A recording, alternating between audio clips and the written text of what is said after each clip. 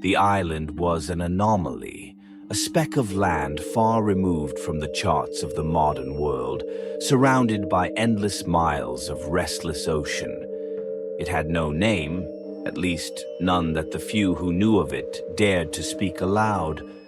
To most, it was a place of legend, a whisper on the wind, but to Ethan Corbin, it was home, if such a cursed place could be called that. Ethan's cabin, built from weathered wood and draped in creeping ivy, perched precariously on a cliff overlooking the ocean. The waves below crashed violently against the rocks, a constant reminder of the island's isolation.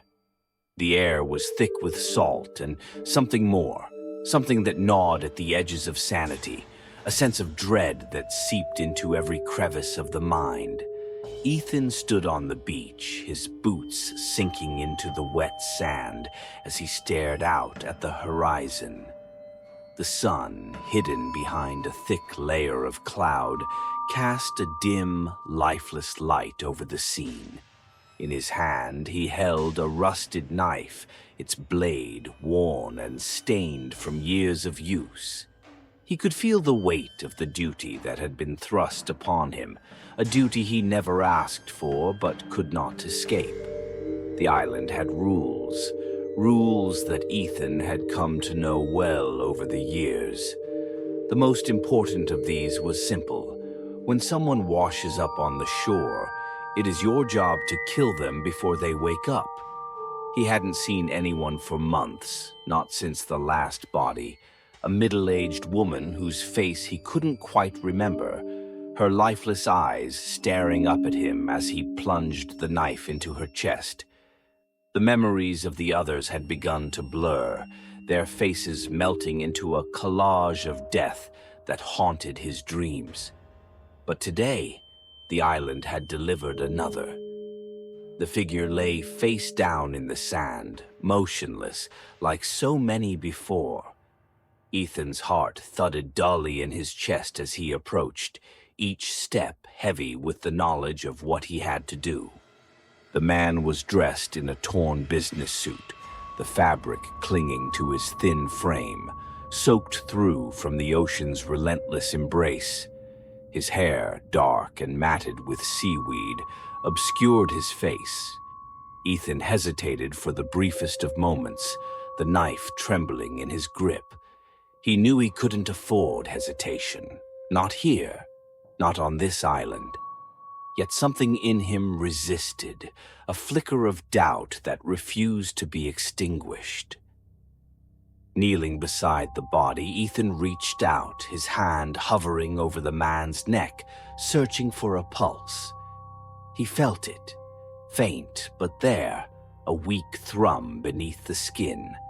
The man was still alive, though for how much longer was uncertain. Ethan knew the routine by heart, a swift, clean cut to the throat before the man had a chance to regain consciousness.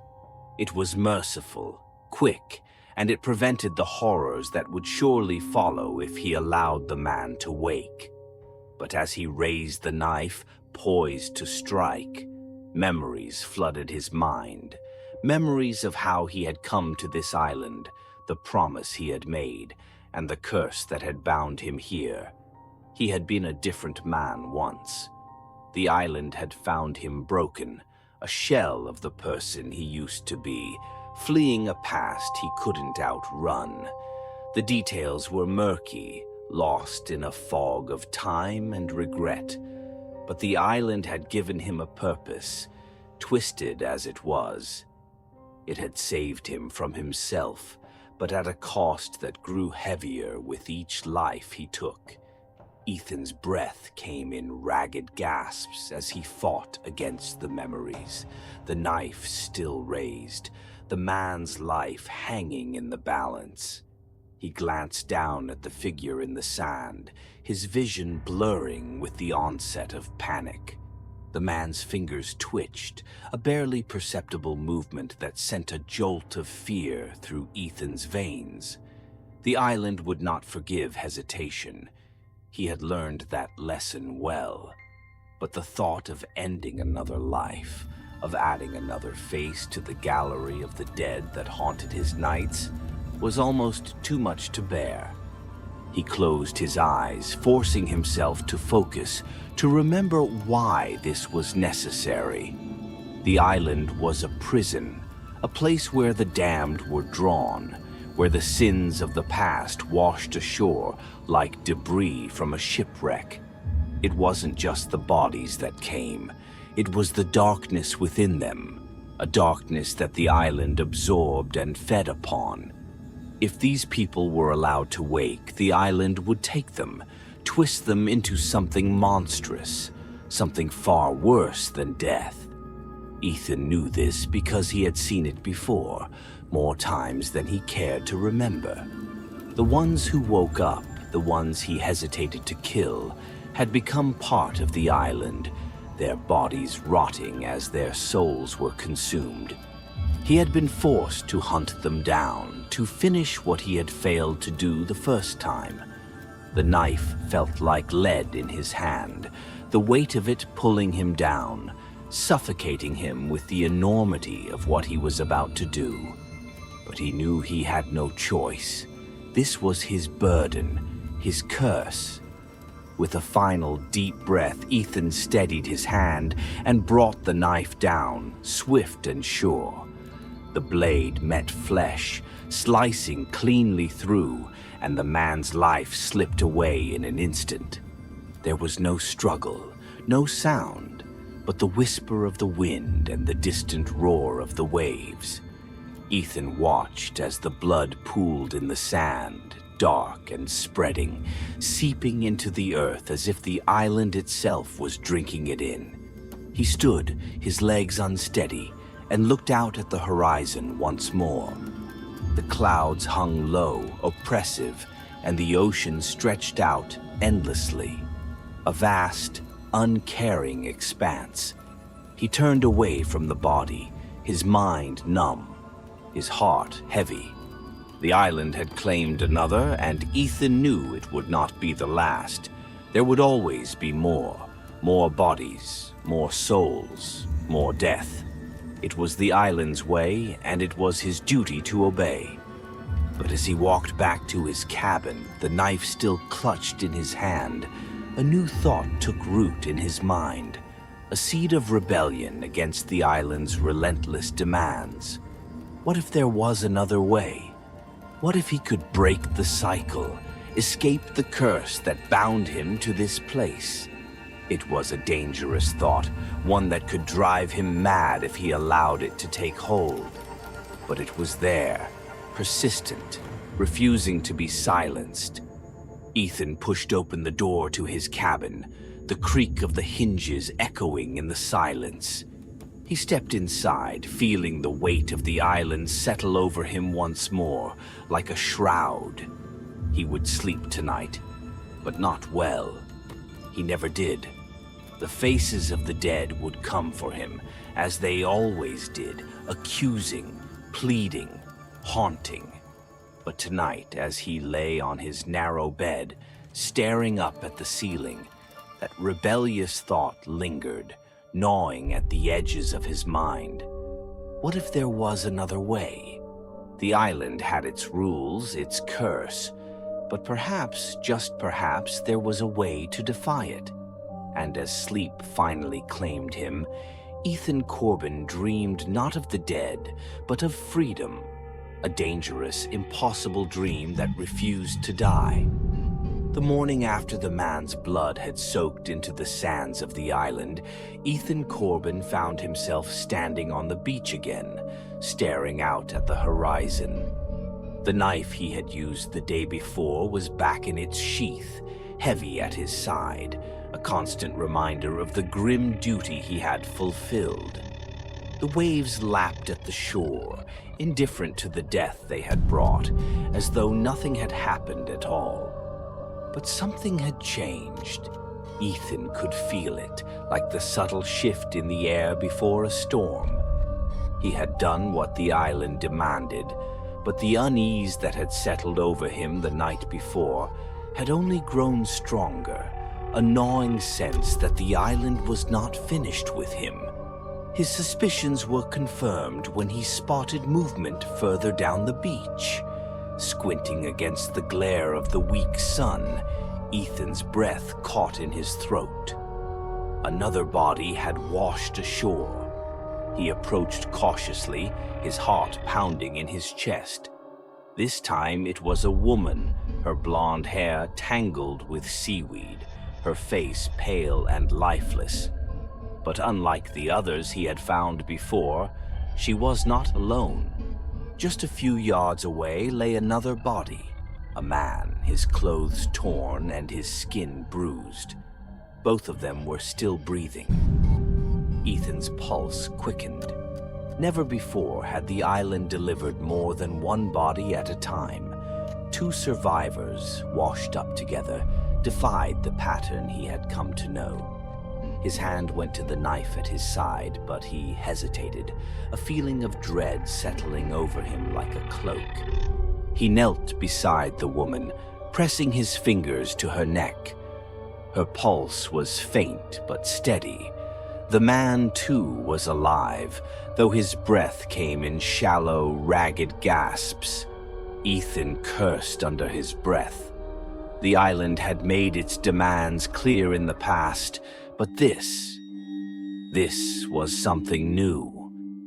Ethan stood, his mind racing. He couldn't kill them both.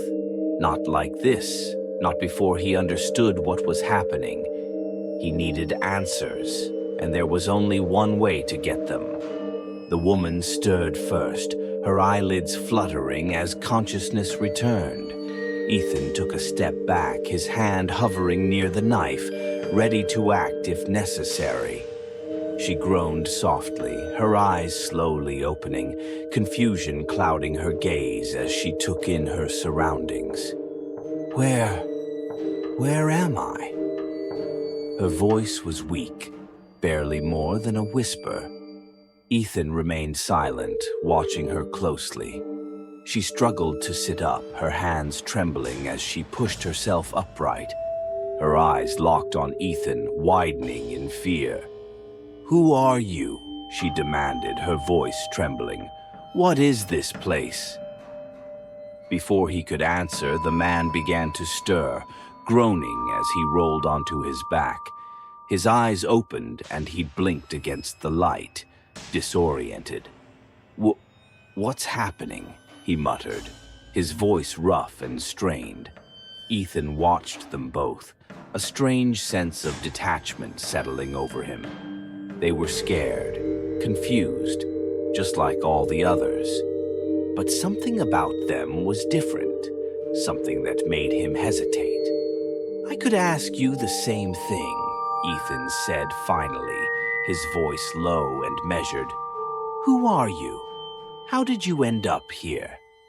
The woman looked at him, her eyes narrowing in suspicion. I don't remember. The last thing I recall is being on a boat then. Then nothing. Just darkness." The man nodded weakly in agreement. "Same here. I was on a yacht with some friends then. Then I'm here. What the hell is going on?" Ethan felt a chill run down his spine. This wasn't right. The survivors always came alone, their memories fragmented, but they were never completely unaware of their circumstances, and they certainly never arrived together. Something had changed, and he needed to find out why. He gestured for them to stay where they were. "You need to rest," he said, his voice firm. "You've been through a lot. I'll get you some water." As he turned to leave, he caught a glimpse of something in the woman's eyes, a flicker of recognition, quickly masked by confusion. It was a small detail, but it was enough to set off alarm bells in Ethan's mind. She was hiding something. Ethan walked back to his cabin, his thoughts racing. The island had always brought people who carried dark secrets, people who were running from something, but this felt different. The survivors' amnesia was too convenient, too perfect, like a shield they had put up to protect themselves from whatever they were hiding. As he filled 2 canteens with water, Ethan tried to piece together what little he knew. The island had drawn these people here for a reason. It had always been selective in who it chose, and it never made mistakes. These 2 were connected, and whatever that connection was, it had something to do with why they were both alive. He returned to the beach and handed them the canteens. They drank greedily, their eyes darting around, taking in the desolate landscape. "Thank you," the woman said, her voice now steadier. "My name is Rachel Morgan, and this is Daniel." Daniel nodded in acknowledgement but remained silent, his gaze fixed on the horizon. Ethan studied them both, his instincts telling him that they were far more dangerous than they appeared. "This island isn't safe," he said slowly. "You're lucky to be alive." Rachel's eyes met his, and for a moment he saw something in them, a flash of determination, of steel. It was gone as quickly as it appeared, replaced by the same feigned confusion. "I don't understand," she said, her voice carefully controlled. "What do you mean? Is someone else here?" Ethan didn't answer. He wasn't ready to reveal the island's true nature, not yet. Instead, he turned and motioned for them to follow. "There's a shelter further inland," he said. "You can rest there. We'll figure out what to do next." Rachel and Daniel exchanged a glance, but they followed him without protest. As they walked, Ethan could feel the weight of their secrets pressing down on him, the unspoken truths that hung in the air between them. He knew that if he wanted to survive, if they all wanted to survive, he would have to uncover those secrets before the island claimed them. The path to the shelter wound through dense, shadowy trees, the foliage so thick that it blotted out the already dim sunlight.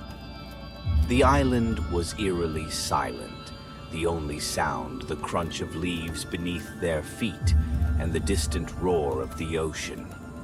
Ethan led the way, his senses on high alert, every rustle of the underbrush putting him on edge.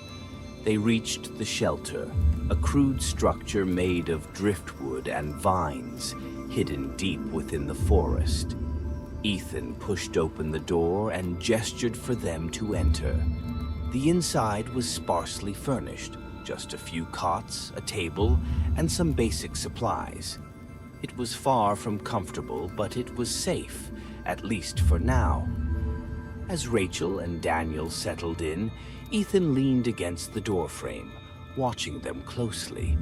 He knew that he couldn't afford to let his guard down, not even for a moment. The island had a way of bringing out the worst in people, and he had no doubt that these two were no exception. "So," Ethan said, breaking the silence, "why don't you start by telling me the truth?" Rachel looked up sharply, her eyes narrowing. "I told you—" "No," Ethan interrupted, his voice cold. "You haven't told me anything. You're hiding something, both of you. And if you want to stay alive, you'll tell me what it is." Daniel shifted uncomfortably, avoiding Ethan's gaze, but Rachel met his eyes with a steely determination. "We don't know anything," she said, her tone firm. "We're just as confused as you are." Ethan stepped closer, his eyes boring into hers. "I've been on this island long enough to know when someone's lying to me. The island brought you here for a reason, and I need to know what that reason is." For a moment, there was silence. Then, slowly, Rachel's expression softened and she sighed. "All right," she said quietly. "There is something you should know." Daniel looked at her in surprise. "Rachel, what are you doing?"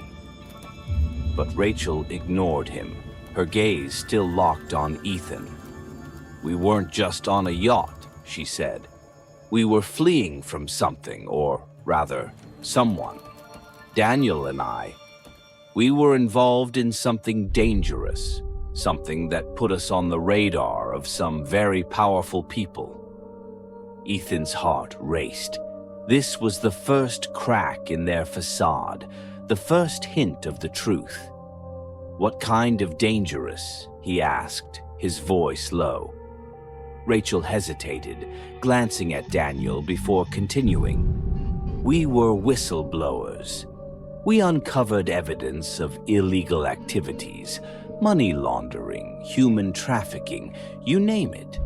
We tried to go public, but the people we were exposing, they had more power than we realized. They came after us, forced us into hiding." Ethan frowned. It was a plausible story, one that explained their presence on the island, but something about it didn't sit right with him. "And how did you end up here?" he pressed. Rachel shook her head. "I don't know. One minute we were on the yacht, the next, we were here. I swear we don't remember anything else." Ethan studied her, searching for any sign of deceit. But Rachel's eyes were steady, her expression sincere. It was clear that she believed what she was saying, but Ethan couldn't shake the feeling that there was more to the story. "I've heard enough," he said, finally turning away. "Get some rest. We'll talk more later." As he stepped outside, leaving Rachel and Daniel alone in the shelter, Ethan's mind raced with possibilities. The island had always brought people with dark pasts, people who were guilty of something. But Rachel and Daniel's story was different. It wasn't about what they had done, but about what they had uncovered. Ethan knew that the island wouldn't have brought them here if they didn't belong. But what connection did they have to this place?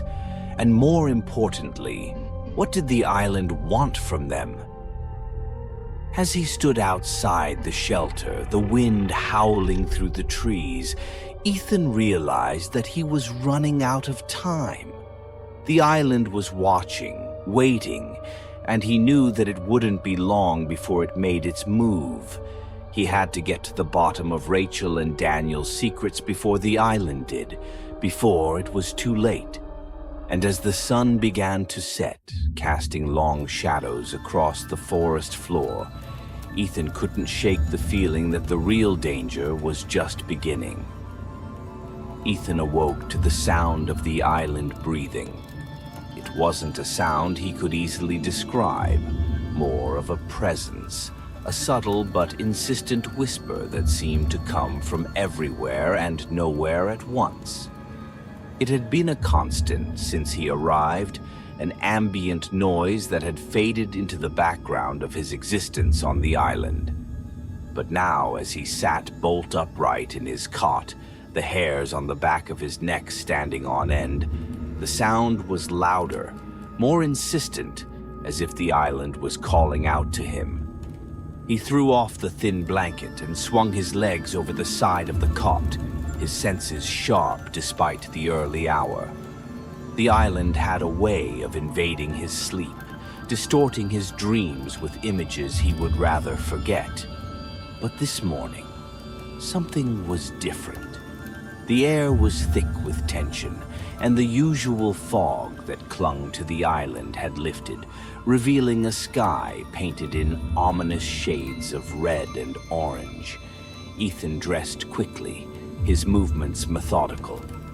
The knife was back in its sheath at his side, a constant companion. He had learned long ago to never be without it, especially here, where the line between reality and nightmare was often blurred. He pushed open the door of his cabin and stepped out into the humid morning air, his eyes scanning the tree line for any sign of movement. Rachel and Daniel were still asleep in the shelter he had led them to the day before, or so he hoped. He hadn't seen them since their tense conversation, and part of him wondered if they had spent the night plotting some kind of escape. But deep down, he knew there was no escape from this island. Not for them, and not for him. The island had a way of bending people to its will, of turning the hunted into hunters, and the prey into something far more dangerous. Ethan had seen it happen before, and he feared he was about to see it again. He started down the narrow path that led from his cabin to the beach, the leaves crunching under his boots. The forest was eerily silent, the usual calls of birds and insects absent. The island was holding its breath, waiting. When he reached the beach, Ethan paused at the edge of the sand, his gaze fixed on the waves that lapped at the shore. The tide was low, revealing jagged rocks and pools of water that gleamed in the early morning light. But there was no sign of any more bodies, no more souls to be claimed by the island's curse. Ethan turned his attention to the tree line, his eyes narrowing. Something wasn't right. The island had always been unpredictable, but this felt different, calculated, intentional.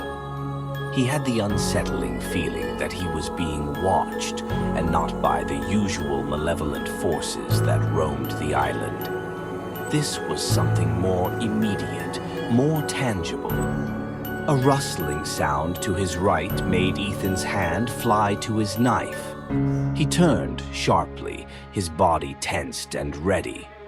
The bushes at the edge of the forest parted, and Rachel stepped out, her face pale and drawn. Her eyes met his, and for a moment, neither of them spoke. "Ethan," she said finally, her voice trembling slightly. "We need to talk."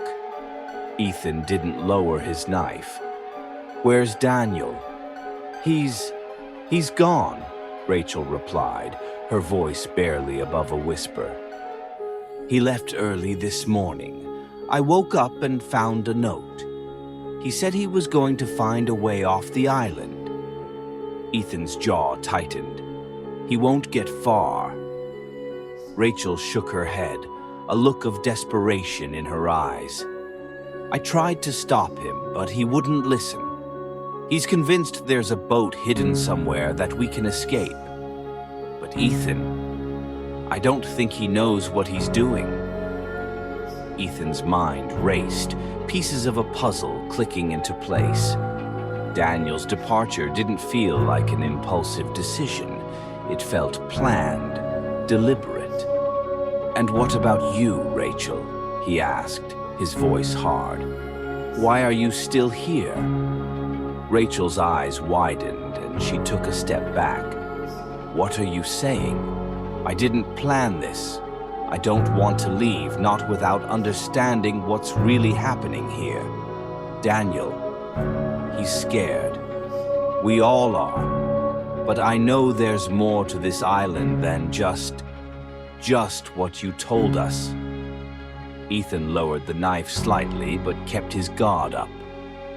"You're right, there is more, but it's not something you can run from. The island won't let you." Rachel's gaze darted to the trees, her fear palpable. "Then help me, please. If you know something, if there's any way to survive this, I need to know." "We both do." Ethan studied her, weighing his options. He could feel the island pressing in on him, demanding that he make a choice. Rachel was desperate, but she was also hiding something. He had seen that look in her eyes the day before, the fleeting glimpse of recognition. She knew more than she was letting on, and it was time to find out what. "Follow me," Ethan said finally, turning away from the beach and heading back toward the cabin. "But if you try anything, I won't hesitate." Rachel fell into step behind him, her silence heavy with unspoken words. As they walked, Ethan felt the island closing in around them, the trees seeming to shift and sway in unnatural ways.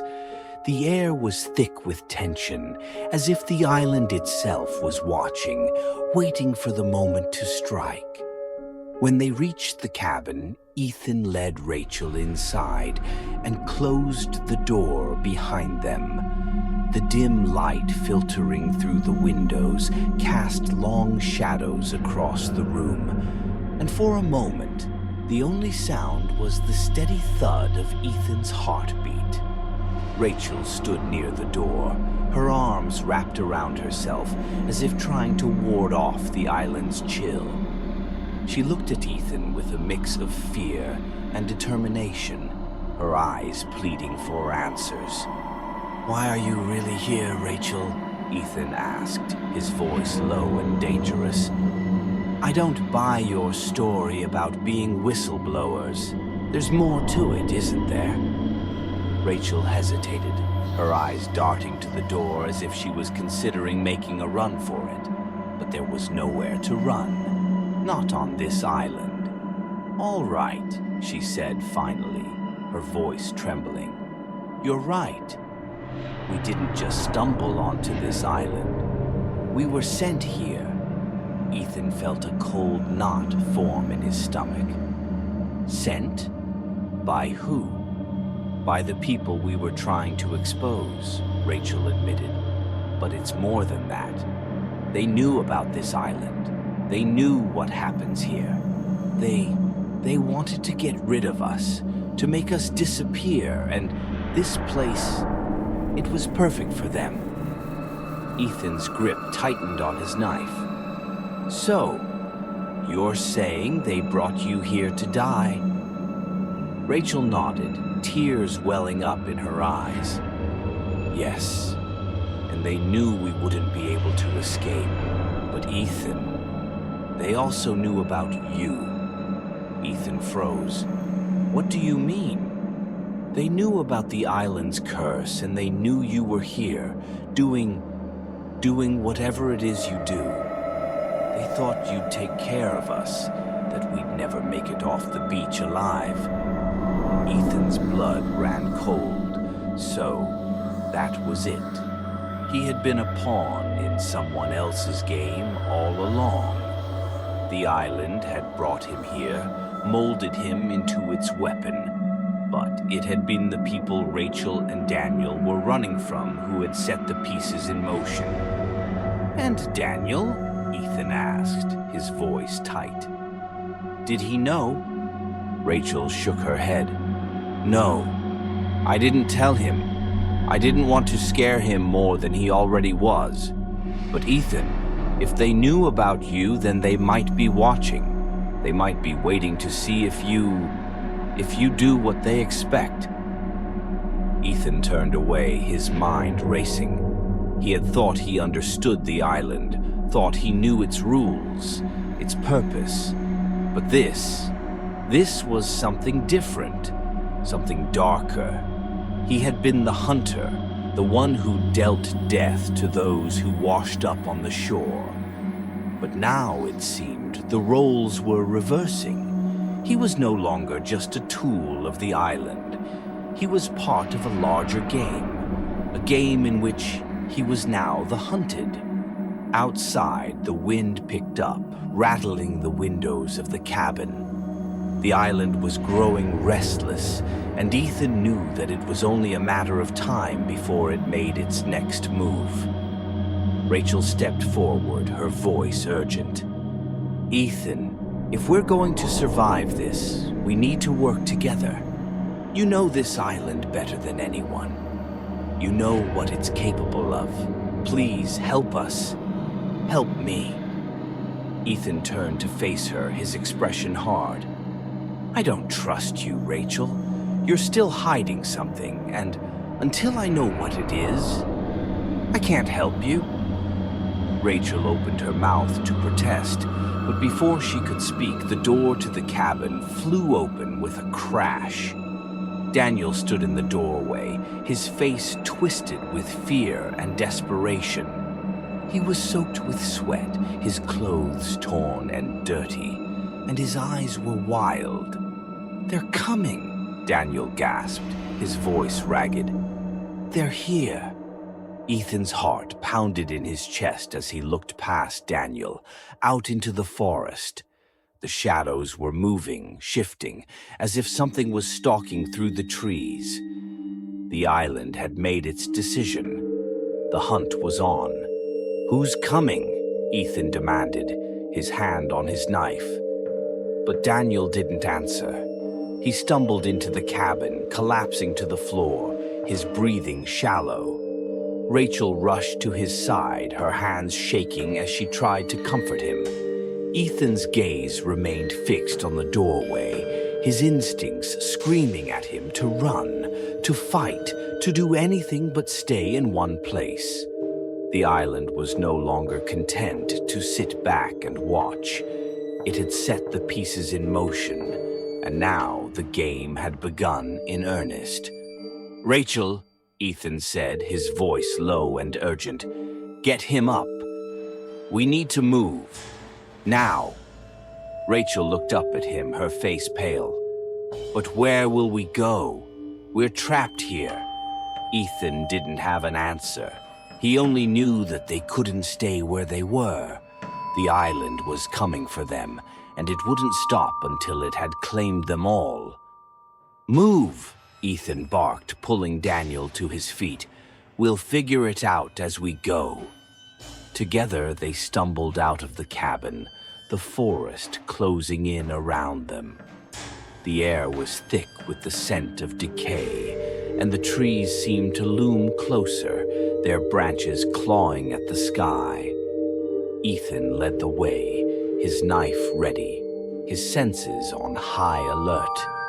The island was alive with movement, shadows darting between the trees, the sound of footsteps echoing through the underbrush. But it wasn't just the island that was hunting them. He could feel it now, the presence of something or someone else. The hunters had become the hunted. They moved quickly, their breath coming in sharp gasps as they navigated the twisted paths that led deeper into the heart of the island. Ethan knew the terrain well, but the island was shifting, changing, as if trying to confuse them, to drive them into a trap. The forest was alive with movement, shadows slithering through the trees like serpents in the underbrush. Ethan's breath came in ragged gasps, his lungs burning with every step. Blood oozed from the gash on his arm, staining the earth beneath him, marking his trail like a crimson thread through the labyrinth of the island. The knife in his hand felt heavy, slick with sweat and blood, as if it had absorbed the violence it had been used for over the years. But Ethan knew he couldn't let go of it. Not now, not when the end was so near. Rachel and Daniel followed close behind, their faces pale with fear, their eyes wide as they glanced over their shoulders at the encroaching darkness. The island had turned against them, warping the very landscape to drive them deeper into its twisted heart. The path ahead was narrowing, the trees growing closer together, their branches reaching out like skeletal fingers to snatch at their clothes, their hair. "Ethan," Rachel gasped, her voice barely audible over the roaring in his ears. "Where are we going? What do we do?" Ethan didn't answer immediately. His mind was racing, trying to remember the ancient maps he had studied when he first arrived on the island, the crude drawings that hinted at something hidden deep within its core, something that might explain the curse that held them all in its grip. "The cave," Ethan finally said, his voice hoarse. "We have to find the cave. It's the only way." "The cave?" Daniel repeated, his voice thick with panic. "What cave? How will that help us?" "There's something there," Ethan replied, pushing through the branches that clawed at him like living things. "Something old, something powerful. I don't know what it is, but it's the source of all this, the curse, the island's madness. If we destroy it, maybe, just maybe, we can end this." The word maybe hung in the air, a fragile hope that they all clung to, despite the overwhelming terror that had taken root in their hearts. The island was no longer just a place. It was a living, breathing entity, its will pressing down on them like a suffocating blanket. Every step they took felt like a battle, every breath a struggle against the invisible force that sought to crush them. The path continued to wind through the forest, the trees growing denser, their trunks twisted into unnatural shapes. The ground beneath their feet was soft and treacherous, as if it was trying to swallow them whole. Ethan's head throbbed with the pulse of the island, a deep, resonant beat that echoed through his very bones. Finally, they reached a clearing. At its center was a massive stone formation, jagged and ominous, rising out of the ground like a tombstone marking the grave of some ancient horror. The entrance to the cave yawned open before them, a dark, gaping maw that seemed to breathe, exhaling cold, fetid air that sent chills racing down their spines. Ethan stopped at the edge of the clearing, his eyes fixed on the cave. This was it. The heart of the island, the place where it all began. "We go in?" Ethan said, his voice firm, though his hand trembled slightly as he gripped the knife. "Whatever's in there, we end it. No more running, no more hiding." Rachel's hand found his, squeezing tightly.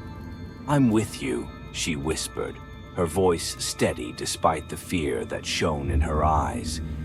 "We do this together." Daniel nodded, though he said nothing. His face was a mask of determination, but Ethan could see the fear lurking just beneath the surface, threatening to break through at any moment. They stepped into the cave, the darkness swallowing them whole.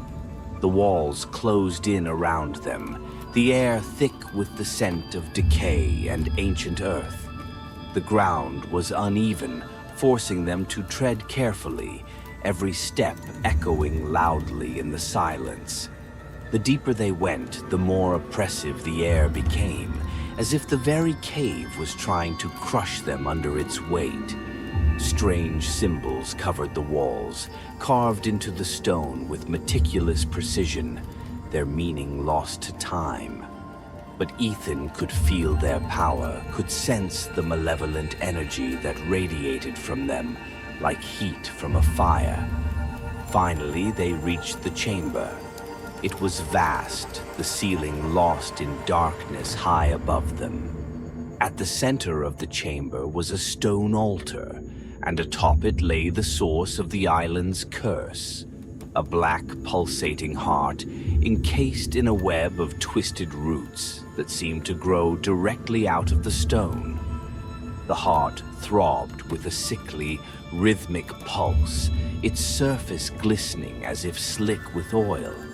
It was alive, and it was aware of their presence. As they approached, the pulse quickened, the roots tightening their grip on the altar, the entire chamber vibrating with a low, ominous hum.